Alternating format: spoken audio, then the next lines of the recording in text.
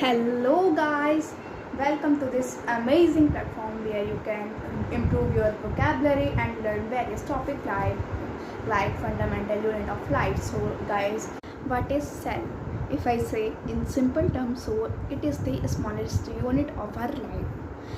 So guys, सबसे पहले ना डेड सेल इन्वेंट किया था रॉबर्ट हुक ने इन 1665। इन्होंने कौन सा सेल डिस्कवर किया था? Dead cell.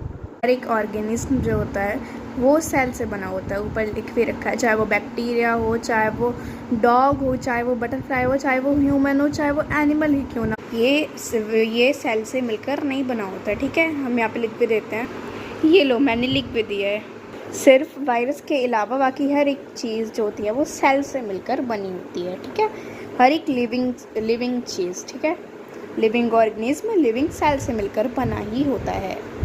अब देखो, जब हम लोग सेल की स्टडी करते हैं उसे कहते हैं हम साइटोलॉजी। ठीक है, ये वैसे एनसीईआरटी में दिया तो नहीं है, लेकिन मैं आपको अपने आप से बता रही हूँ। ओके, अब देखो, बेसिकली जो हमारी जो सेल है वो हमारी लाइफ का फंडामेंटल यूनिट और स्ट्रक्चर है।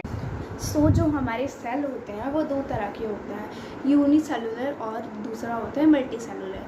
अब हम यूनिसेलुलर की बात करते हैं। मैंने लिख रखा है ऐसे ऑर्गेनिज्म जो कि सिर्फ एक सेल से मिलकर बनते हैं, मिलकर बनते हैं।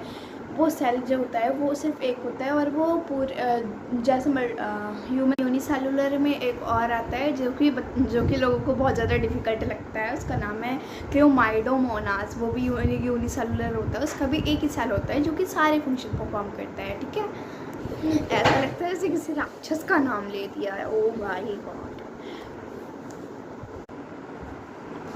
अब बात करते हैं मल्टी सेलुलर ऑर्गेनिज्म की। ये ऑर्गेनिज्म वो होते हैं जिनके पास बहुत सारे सेल होते हैं, जैसे कि हम लोग जो सेल होते हैं, जैसे कि मैंने बताया था यूनिसेलुलर में एक ही सेल होता है, लेकिन मल्टी सेलुलर में बहुत सारे सेल होते हैं। ठीक है, मल्टी का मतलब ही बहुत सारे होते हैं। ठीक है, अब यहाँ पे हम लिख भी देते हैं। जो सबसे वर्ल्ड का सबसे छोटा सेल है वो है PPL, सबसे स्मॉलेस्ट।